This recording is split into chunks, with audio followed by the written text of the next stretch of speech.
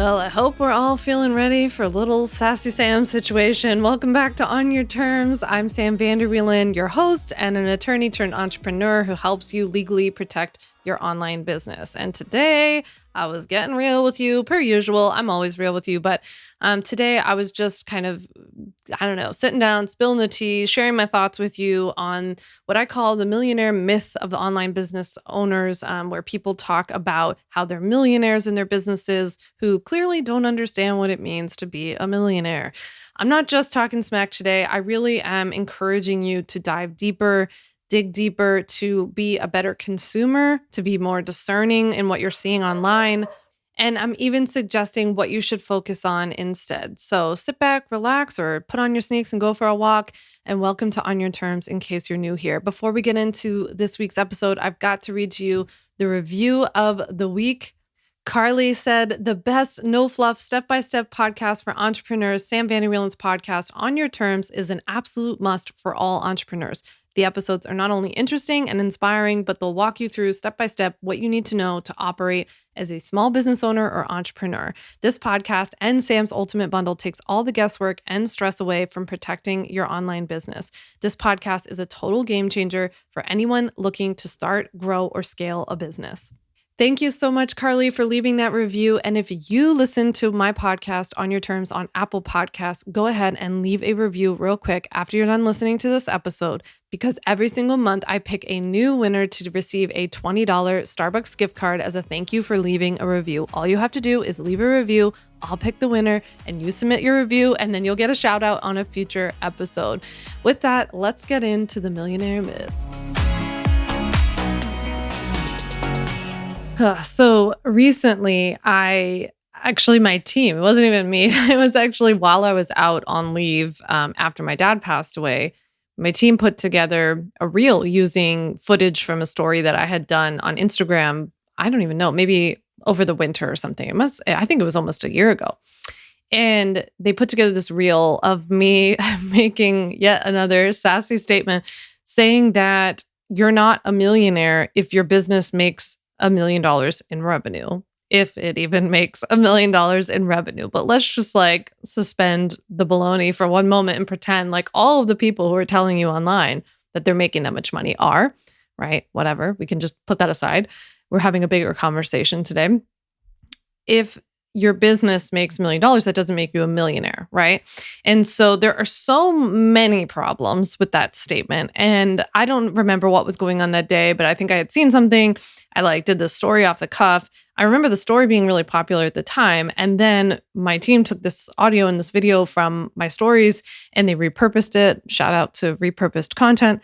And they made it into a reel, and the reel kind of took off on Instagram. And I got so many comments from people, and so many interesting comments, so many insightful ones, like positive ones saying, yeah, thanks for saying this, all that stuff. But a lot of comments that also made me think oh, there's still a lack of understanding. Even the people who were in support of it, sometimes I was I think there are just a couple of things we got to clarify. And I just feel this need in our industry to be transparent. I mean, all I can do is be transparent for myself, my own business with you. So I can tell you what I'm doing. I try to give a lot of context, when I share things with you guys, right? If I share about oh, it's a multi-7-figure business, but this is about, what we did for ads, or this is what percentage came from ads, or whatever, or this is how many people I have working for the business now. So I try to provide as much context, because I find that a lot of times when you're hearing these figures from other people, you're just lacking a lot of context, right? I don't know what percentage of them are just lacking truth, but I feel like it's probably more than I want to know. But some of them are, but not all of them are. And there are plenty of people making plenty of money. And when they do report figures to you, that is in fact what they are making. And some people report that stuff and they're telling the truth and they do offer context, and that's great, right? And I also think that I see a lot of people doing that who I either, worry that it's not true or that there's no context being provided. And then I just see these flat out mistruths, right? Of people saying, I'm a millionaire, my business just hit the $1 million mark, therefore I'm a millionaire. And so I think it's just important to have a little bit of like a reset reality check, because often if you're hearing these things over and over and over again, then you start to apply that to yourself. Like, I remember when I started my business, I was like, oh my goodness, everybody's making $100,000 a month or $10,000 a month or 5,000, like wherever you're at, right? I remember thinking that and then being like, oh, I'm doing something wrong. Or, oh, they're a millionaire and they're only 26. Like, what am I doing wrong? And then with more time in the industry, I just started unpacking this and realizing. So, really, the purpose of today is to help you walk away from this episode feeling a little bit better about, wherever you're at, also on my like crusade of awareness and being a better consumer on your end. I really just want to encourage you to start thinking more about what you see and analyzing it a little bit, unpacking it, unfollowing something that doesn't make you comfortable. And then like moving you towards really working with the good people, right? And like, I'm not here to tell you like this person's good, that person's bad. I just want to give you my opinion, my insight on kind of how I go about looking at these things and unpacking people's statements. And then you can do with that what you will, right? You might find somebody online who you really like, who talks about money in this way. Great, that works for you, right? For me as a businesswoman, it's very important that, like, for example, if I was going to work with a business coach and this business coach made a statement like, I'm a millionaire, my business made $1 million, or that statement like, I'm a millionaire, was based on the fact that their business hit $1 million. I would not want to work with that coach purely based on the idea that in that statement alone, that person doesn't understand business. They don't understand basic business, financial, tax, whatever principles that are required, in my opinion, by someone who's going to act as an expert, hold themselves out as an expert, and have, accept your money to quote, build your business, right? So if they don't have a fundamental understanding of business and how things work, then that's just personally not somebody I'd want to work with. So it's always a red flag to me when I see that, right? That's kind of why it stands out to me. It's not to like pick on these people. It's not to like any of that. I'm not anti-coach. I think business coaches are great, right? Not all business coaches are great. Not all of any kind of coach are great, right? Not there are people in my industry who aren't great. There are people in your industry that aren't great. That's fine. That's fine. This stuff's all going to like work itself out. This is a relatively new industry. It takes some time, and I am just of the thought that like eventually things kind of settle, right? And people fall to the bottom, and the others kind of the cream rises, and that's that.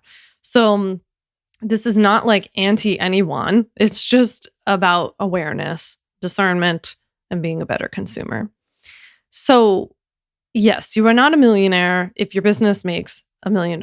You are also, just for the record, as long as we're here and spilling the tea, you are also not $1 million business if your business hits a number of revenue in 1 month that if you hit that revenue every single month, you would make $1 million, right? I hear people that say this all the time. 7-figure business owner, because 1 month their business hits $100,000 or however many dollars you need to hit to become $1 million business. I don't even know. So, that's really the point, is that like, there's just, I find that there's this loosey-goosiness to our industry. That's the official term, by the way. You can look it up. But I find that there's this this laxness that like people can just say stuff and it goes unchecked. It feels a little culty, if we're being honest.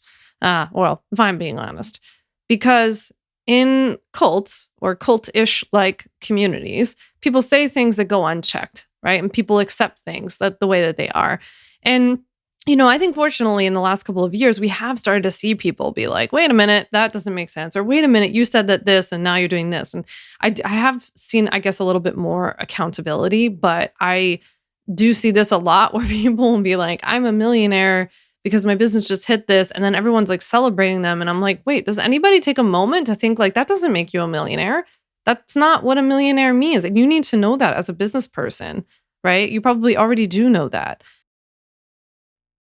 The other thing that I thought was so interesting that came up, there were kind of two themes of comments that came up to this reel that went, not viral, but it went bigger than normal reels for me. There were two things that came up. One was remembering how income works as a business owner. So this is really important. So the reason that I'm saying you're not a millionaire if your business makes $1 million is because the business's revenue is not your personal income, right? The way that this typically works, and I'll speak kind of in generalities because I'm sure you all live in different places and you might have different business entities and all that kind of stuff. But like, let's say you have an LLC, for example, and you haven't filed to make that LLC an S corp. If you just have an LLC and you're filing taxes as an individual, the profit of your business is what's reported as your income, right? So a lot of people would start saying things in the comments about like, yeah, they're not even being honest about the fact that like it's mostly expenses or like what the net is, and that kind of stuff. And it's like, yeah, that still doesn't matter because even if you had even if you made $2 million in the business, right, you're only reporting whatever the profit is of your business as your actual income. So if you make $1 million in your business and then you add $600,000 in profits, and that's what you're reporting on your taxes as your taxable income, then you are a 600,000 an heir, whatever that is, right? So that's what you are. Now, the other thing that kept coming up was kind of this net worth idea. So when people say that they're a millionaire, it means that they have a net worth of at least $1 million, right? And when we talk about net worth, it's not just your income, because then your income gets spent on things, right? We pay our mortgages and our rent and our car and our whatever else. So our Peach subscription, like I do, and that's half of my revenue, half my income, but it really is quite expensive. But so we take our income and then we pay for things, right? Net worth then takes into account like what is in our bank account, what is left over, what are we saving, what are we investing, our real estate, any other assets that you might have, like if you have that you have equity in, I should say. So if you have a car, for example, but you don't own that car.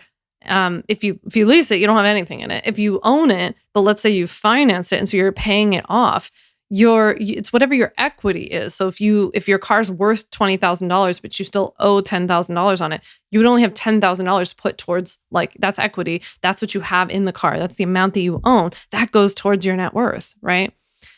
We also, when we talk about net worth, have to account for debt. So if people have mortgages or student loans or other things like that, right? So it balances out. So when you start calculating all of this stuff, you're like, how many of these people could truly be millionaires when they've just started their business 6 months ago and they don't have any assets as far as right? A lot of times I'll hear people talk about this. They don't have real estate assets. Maybe they have investments or a ton in the bank account, but that's not what they're sharing. What they're talking about is their revenue, right?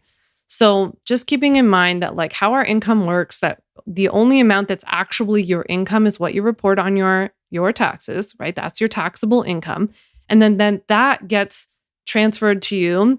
You pay taxes on it, a ton of taxes on it. Well, depending on how much you make, right? Obviously, as you scale up, you'll pay more and more in taxes. So you're paying taxes on that. So even that's not all take home. That's not net salary. And then you're paying your life expenses. And then maybe your debts, right? If you have a mortgage or a car or student loans. And so really, what are we talking about when it's left over? Again, there is nothing wrong with any of this stuff. There's nothing wrong with having student loans. I had a ton of student loans until I started my business, and I used my business's profits to pay them off. I paid myself and then paid them off within like a year and a half of starting my business, right? There's nothing wrong. A lot of people have student loans, a lot of it. I have a mortgage, right? People have mortgages. People have medical debts. They have all kinds of different debts, right? There's nothing wrong with any of this stuff. It's just about being transparent. It's about not walking around and telling people you're a millionaire when you actually have no assets, right? It's not telling people that you're a millionaire who you're alleging to help build a business. If you don't understand this fundamental and very simple concept, that's an issue for me, that you're paying these people money, right? It's just about transparency. I wouldn't have any issue with somebody saying, like, talking about their profitability, profit margins, right? That's what I would rather hear about. I would rather hear about like how you're actually getting in there and you're working on it and you're making your business more profitable. You're increasing passive revenue, recurring revenue streams, right? And also, can we all just take a pause and actually think about like how so much of the focus when it comes to this kind of marketing is on how much money this person's making versus what kind of impact they're making. So don't tell me about how you're a millionaire because you made $1 million in revenue. Tell me about all of the other people you've made millionaires. Tell me about their lives and what you've done for them and how you've helped them and their health and their relationships and their businesses and their careers, right? That's what I want to know about. I'm so sick of hearing about this when it's not even either true or completely forthright. So that's that. I just also want to encourage you to tune a lot of this out as you're building your business. I want you to build a profitable business. Oftentimes, we don't need to make quite as much as we might think in order for you to be comfortable. And so this is all about working with your numbers and finding out what you really need, what you really want, but then seeing how profitable is that for you, right? Does it require 1,000,000 hours? And then at the end of the day, you only have this, tiny percentage left over because of all of your expenses and everything else. How can you make your business more profitable? The answer is not always to increase revenue, right? And I am somebody who admittedly my business has grown tremendously year after year after year after year, right? The revenue has gotten way higher and my expenses creep up too, right? And then so I'm always trying to think I work just as much behind the scenes to be how can I bring my expenses down? It's not always just how can I make more money? How can I sell more legal templates? It's also what are some of the recurring subscriptions I have that I can get rid of? What are some of the tools that we're not using? What are some of the tools that we are using that have features in them that I'm paying for some other tool for, right? So I'm always looking at that. I'm always negotiating stuff. I'm contacting people, negotiating fees, this kind of stuff. I never negotiate with contractors. I've said that many, many times. So that is true and has continued to be true. I'm talking about big companies or something, or software or something. So I focus a lot more on that. And I really would encourage you to do that. The only other thing I wanted to say about this was just that, I barely got any flack around the couple of the things I've talked about lately. I had a episode 48 of my podcast, On Your Terms, was about whether or not you need a business coach. And then I had this reel about not being a millionaire. And, but one of them was just maybe taking some offense to talking badly about business coaches. So I feel I've been really clear about the fact that this is not anti-business coach across the board, and that there are plenty of good people. And in episode 48, I really tried to dive in and help you learn how to find those good people, right? So I feel pretty comfortable on that, and hopefully you do too, because I really hope that you're not taking that message away from this. But one of the things that I thought about when I got that feedback was that when you're in an industry, you should always want to hold it to a higher standard. And if you're operating at that higher standard, then you should confidently stand in that, right? And one of the things that you can do in your marketing is talk about how you are doing that, how you are walking the walk, right? How are you a higher standard of a wellness pro? How are you a higher standard of somebody who helps people with their relationships, their self-care, their career, right? Their fitness, their legal stuff, their business stuff, whatever it is that you do, right? So I talk a lot about how lawyers can be really scummy sometimes, right? Not all of them. Again, just like your industry, there are plenty of good people. There are plenty of good people doing what I do. And then there are some that aren't that great. So instead of just talking crap about them or being oh, that sucks, talk about what you're doing to hold your industry to a higher standard.